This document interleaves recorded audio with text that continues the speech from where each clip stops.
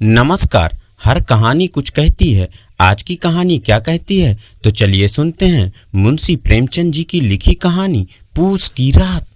हल्कू ने आकर स्त्री से कहा, सहना आया है, लाओ जो रुपए रखे हैं उसे दे दूं, किसी तरह गला तो छूटे। मुन्नी झाड़ू लगा रही थी, पीछे फिरकर बोली, 3 ही रुपए हैं, दे दोगे तो कम्बल कहाँ से आएगा? माघ पूस की रात हार में कैसे कटेगी? उससे कह दो फसल पर रुपए दे देंगे, अभी नहीं है। हल्कू एक क्षण अनिश्चित दशा में खड़ा रहा। पूस सिर पर आ रहा था। कंबल के बिना हार में रात को वह किसी तरह नहीं जा सकता, मगर सहना मानेगा नहीं, घुड़कियां जमावेगा, गालियां देगा, बला से जाड़ों में मरेंगे, बला सिर से टल जाएगी। यह सोचता हुआ वह अपना भारी भरकम ढील लिए हुए जो उसके नाम को झूठ सिद्ध करता था स्त्री के समीप आ गया और खुशामद करके बोला, ला दे, गला तो छूटे, कंबल के लिए कोई दूसरा उपाय सोचूंगा। मुन्नी उसके पास से दूर हट गई और आंखें तरेरते हुई बोली, कर चुके दूसरा उपाय, जरा सुनो कौन उपाय करोगे? कोई खैरात दे देगा कम्बल? न जाने कितनी बाकी है जो किसी तरह चुकने में नहीं आती। मैं कहती हूँ तुम क्यों नहीं खेती छोड़ देते? मरमर काम करो, उपज हो तो बाकी दे दो। चलो छुट्टी हुई, बाकी चुकाने के लिए ही तो हमारा जन्म हुआ है। पेट के लिए मजूरी करो, ऐसी खेती से बाज आए। मैं रुपए ना दूंगी। हल्कू उदास होकर बोला, तो क्या गाली खाऊं? मुन्नी ने तड़प कर कहा, गाली क्यों देगा, क्या उसका राज है? मगर यह कहने के साथ उसकी तनी हुई भवें ढीली पड़ गई। हल्कू के उस वाक्य में जो कठोर सत्य था वह मानो एक भीषण जंतु की भांति उसे घूर रहा था। उसने जाकर आले पर से रुपए निकाले और लाकर हल्कू के हाथ पर रख दिए। फिर बोली, तुम छोड़ दो अब से खेती, मजूरी में सुख से एक रोटी खाने को तो मिलेगी, किसी की धौंस तो ना रहेगी। अच्छी खेती है, मजूरी करके लाओ, वह उसी में झोंक दो, उस पर से ये धौंस। हल्कू ने रुपए लिए और इस तरह बाहर चला मानो अपना हृदय निकाल कर देने जा रहा हो। उसने मजूरी से एक एक पैसा काट काट कर 3 रुपए कंबल के लिए जमा किए थे। वह आज निकले जा रहे थे। एक एक पग के साथ उसका मस्तक अपनी दीनता के भार से दबा जा रहा था। पूस की अंधेरी रात थी, आकाश पर तारे ठिठुरते हुए मालूम होते थे। हल्कू अपने खेत के किनारे ईख के पत्तों की एक छतरी के नीचे बांस के खटोले पर अपनी पुरानी गाढ़े की चादर ओढ़े कांप रहा था। खाट के नीचे उसका संगी कुत्ता झबरा पेट में मुंह डाले सर्दी से कूं कर रहा था। 2 में से एक को भी नींद न आती थी। हल्कू ने घुटनियों को गर्दन से चिपकाते हुए कहा, क्यों झबरा, जाड़ा लगता है? कहता तो था घर में पुआल पर लेटा रहे, तो यहाँ क्या लेने आए थे? अब खाओ ठंड। मैं क्या करूं? जानते थे मैं यहाँ हलवा पूरी खाने आ रहा हूँ, दौड़े दौड़े आगे आगे चले आए, अब रो नानी के नाम को। झबरा ने पड़े पड़े दुम हिलाई और अपनी कूकू को दीर्घ बनाता हुआ एक बार जम्हाई लेकर चुप हो गया। उसकी श्वान बुद्ध ने शायद ताड़ लिया, स्वामी को मेरी कूकू से नींद नहीं आ रही है। हल्कू ने हाथ निकालकर झबरा की ठंडी पीठ सहलाते हुए कहा, कल से मत आना मेरे साथ, नहीं तो ठंड हो जाओगे। या राण पछुआ ना जाने कहाँ से बर्फ लिए आ रही है। उठूं फिर एक चिलम भरूं, किसी तरह रात तो कटे। 8 चिलम पी चुका। यह खेती का मजा है। एक एक भाग्यवान ऐसे पड़े हैं जिनके पास जाड़ा जाए तो गर्मी से घबरा कर भागे। मोटे मोटे गद्दे, लिहाफ, कम्बल, मजाल है कि जाड़े का गुजारा हो जाए। तकदीर की खूबी है, मजूरी हम करें, मजा दूसरे लूटें। हल्कू उठा और गड्ढे में से जरा सी आग निकाल कर चिलम भरी। झबरा भी उठ बैठा। हल्कू ने चिलम पीते हुए कहा, पिएगा चिलम? जाड़ा तो क्या जाता है, जरा मन भी बहल जाता है। झबरा ने उसके मुंह की ओर प्रेम से छलकती हुई आंखों से देखा। हल्कू बोला, आज और जाड़ा खा ले, कल से मैं यहाँ पुआल बिछा दूंगा, उसे में घुसकर बैठना, तब जाड़ा ना लगेगा। झबरा ने अगले पंजे उसकी घुटनियों पर रख दिए और उसके मुंह के पास अपना मुंह ले गया। हल्कू को उसकी गर्म सांस लगी। चिलम पीकर हल्कू फिर लेटा और निश्चय करके लेटा कि चाहे कुछ हो अब की सो जाऊंगा। पर एक ही क्षण में उसके हृदय में कंपन होने लगा। कभी इस करवट लेटता, कभी उस करवट, पर जाड़ा किसी पिशाच की भांति उसकी छाती को दबाए हुए था। जब किसी तरह न रहा गया तो उसने झबरा को धीरे से उठाया और उसके सिर को थपथप कर अपनी गोद में सुला लिया। कुत्ते की देह में जाने कैसी दुर्गंध आ रही थी, पर वह उसे अपनी गोद में चिपकाए हुए सुख का अनुभव कर रहा था, जो इधर महीनों से उसे ना मिला था। झबरा शायद समझ रहा था कि स्वर्ग यही है, और हल्कू की पवित्र आत्मा में तो उसे कुत्ते के प्रति घृणा की गंध न थी। अपने किसी अभिन्न मित्र या भाई को भी वह इतनी ही तत्परता से गले लगाता। वह अपनी दीनता से आहत न था, जिसने आज उसे इस दशा को पहुंचा दिया। नहीं, इस अनोखी मैत्री ने जैसे उसकी आत्मा के सब द्वार खोल दिए थे और उसका एक एक अणु प्रकाश से चमक रहा था।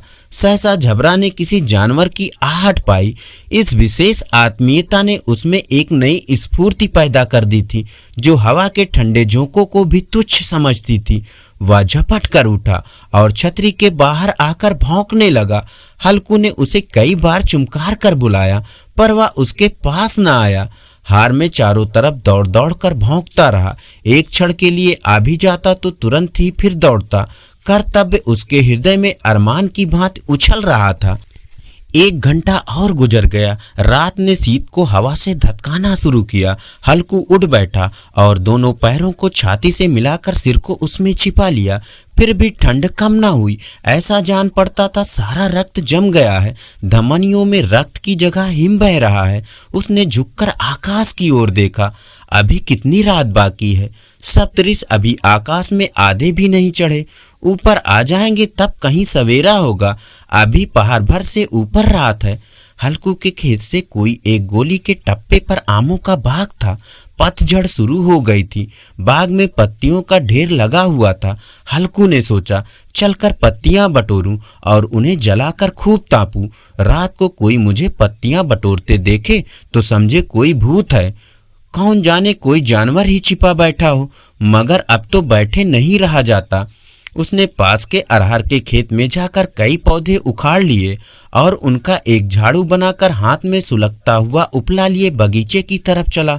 झबरा ने उसे आते देखा तो पास आया और दुम हिलाने लगा। हल्कू ने कहा, अब तो नहीं रहा जाता झबरू, चलो बगीचे में पत्तियां बटोर कर तापे। ठाठे हो जाएंगे तो फिर आकर सोएंगे। अभी तो रात बहुत है। झबरा ने कूकू कूकू करके सहमत प्रकट की और आगे आगे बगीचे की ओर चला। बगीचे में खूब अंधेरा छाया हुआ था और अंधकार में निर्दय पवन पत्तियों को कुचलता हुआ चला जाता था। वृक्षों से ओस की बूंदें टप टप नीचे टपक रही थी। एकाएक एक झोंका मेहंदी के फूल की खुशबू लिए हुए आया। हल्कू ने कहा, कैसी अच्छी महक आई झबरू, तुम्हारी नाक में भी सुगंध आ रही है।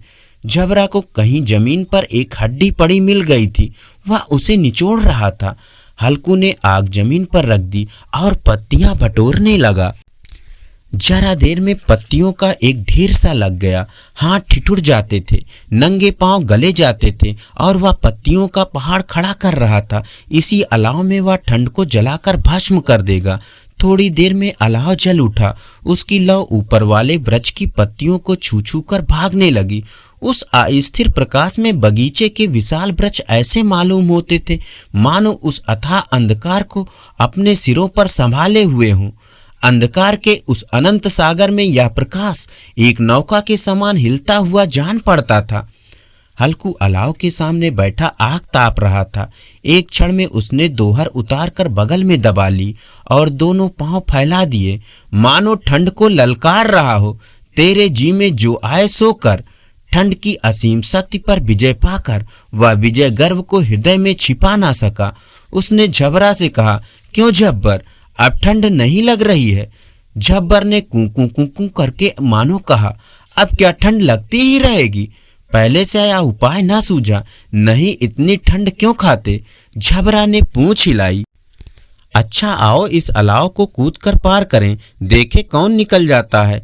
अगर जल गए बचा तो मैं दवा ना करूंगा। झबरा ने उस अग्निराज की ओर कातर नेत्रों से देखा। मुन्नी से कल ना कह देना, नहीं तो लड़ाई करेगी। यह कहता हुआ वह उछला और अलाव के ऊपर से साफ निकल गया। पैरों में जरा लपट लगी, पर वह कोई बात ना थी। झबरा आग के इर्द गिर्द घूमकर उसके पास जा खड़ा हुआ। हल्कू ने कहा, चलो चलो, ये सही नहीं है, ऊपर से कूद कर आओ। वह फिर कूदा और अलाव के इस पार आ गया। पत्तियां जल चुकी थी। बगीचे में फिर अंधेरा छाया था। राख के नीचे कुछ कुछ आग बाकी थी, जो हवा का झोंका आ जाने पर जरा सी जाग उठती थी, पर एक क्षण में फिर आंखें बंद कर लेती थी। हल्कू ने फिर चादर ओढ़ ली और गर्म राख के पास बैठा हुआ एक गीत गुनगुनाने लगा। उसके बदन में गर्मी आ गई थी, पर ज्यों-ज्यों शीत बढ़ती जाती उसे आलस दबाए लेता था। झबरा जोर से भौंककर खेत की ओर भागा। हल्कू को ऐसा मालूम हुआ कि जानवरों का एक झुंड उसके खेत में आया है। शायद नील गायों का झुंड था। उनके कूदने दौड़ने की आवाजें साफ कान में आ रही थी। फिर ऐसा मालूम हुआ कि वह खेत में चर रही हैं। उनके चबाने की आवाज चर चर सुनाई देने लगी। उसने दिल में कहा, नहीं, झबरा के होते कोई जानवर खेत में नहीं आ सकता। वह तो उन्हें नोच ही डालेगा। मुझे भ्रम हो रहा है। कहाँ, अब तो कुछ नहीं सुनाई देता। मुझे भी कैसा धोखा हुआ। उसने जोर से आवाज लगाई, झबरा झबरा। झबरा भौंकता रहा, उसके पास न आया। फिर खेत में चले जाने की आहट मिली। अब वह अपने को धोखा ना दे सका। उसे अपनी जगह से हिलना जहर लग रहा था। कैसा दंदाया हुआ था। इस जाड़े पाले में खेत में जाना, जानवरों के पीछे दौड़ना असूझ जान पड़ता था। वह अपनी जगह से ना हिला। उसने जोर से आवाज लगाई, लीहो लीहो लीहो। झबरा भौंक उठा। जानवर खेत चर रहे थे। फसल तैयार है। कैसे अच्छी खेती थी, पर ये दुष्ट जानवर उसका सर्वनाश किए डालते हैं। हल्कू पक्का इरादा करके उठा और 2-3 कदम चला, पर एकाएक हवा का ऐसा ठंडा चुभने वाला बिच्छू के डंक का सा झोंका लगा कि वह फिर बुझते हुए अलाव के पास आ बैठा और राख कुरेद कर अपनी ठंड देह को गरमाने लगा। झबरा अपना गला फाड़े डालता था। नील गाय खेत का सफाया किए डालती थी और हल्कू गर्म राख के पास शांत बैठा हुआ था। अकर्मण्यता ने रस्सियों की भांत उसे चारों तरफ से जकड़ रखा था। उसी राख के पास गर्म जमीन पर वह चादर ओढ़कर सो गया। सवेरे जब उसकी नींद खुली, चारों तरफ धूप फैल गई थी और मुन्नी कह रही थी, क्या आज सोते ही रहोगे? तुम यहाँ आकर रम गए और उधर सारा खेत चौपट हो गया। हल्कू ने उठकर कहा, क्या तू खेत से होकर आ रही है? मुन्नी बोली, हाँ, सारे खेत का सत्यानाश हो गया। भला ऐसे भी कोई सोता है? तुम्हारे मड़ैया डालने से क्या फायदा? हल्कू ने बहाना किया, मैं मरते मरते बचा। तुझे अपने खेत की पड़ी है। पेट में ऐसा दर्द हुआ कि मैं ही जानता हूँ। दोनों फिर खेत की डांड पर आए। देखा सारा खेत रौंदा पड़ा है और झबरा मड़ैया के नीचे चित लेटा है, मानो प्राण ही न हो। दोनों खेत की दशा देख रहे थे। मुन्नी के मुख पर उदासी छाई थी, पर हल्कू प्रसन्न था। मुन्नी ने चिंतित होकर कहा, अब मजूरी करके माल गुजारी भरनी पड़ेगी। हल्कू ने प्रसन्न मुख से कहा, रात की ठंड में अब यहाँ सोना तो ना पड़ेगा। धन्यवाद। अभी आप सुन रहे थे मुंशी प्रेमचंद जी की लिखी कहानी पूस की रात।